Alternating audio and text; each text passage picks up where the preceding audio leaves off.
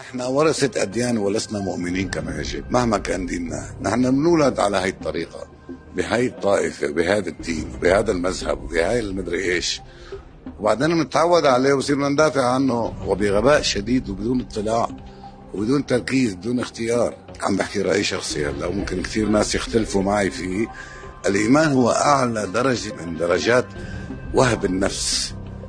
يعني هلا بتبلش القصة بالاعتقاد. أي عقيدة ممكن تعتقد فيها بدك تقراها بدك تطلع عليها، لكن انك توصل من مرحلة انك انت عندك معتقد الى مرحلة عندك ايمان، هي مسألة سينسجم فيها العقل مع الروح.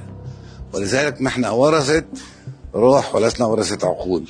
ولذلك من الصعب جدا نقرا تاريخنا بشكله الحقيقي. حتى الان نحن ما فينا نشوف انه يعني طيب احنا بتاريخنا الاسلامي اكثر الناس المبشرين بالجنة قتلوا بعضهم، ذبحوا بعضهم. فانت بدك تقراها بدك تقراها بعقلك، مو بخوف من ذكرها او دفاعا عنهم دائما، لا انتقاد لهم لتاخذ موقف ضدهم، ولا لكن العقل هو يجب ان يحكم.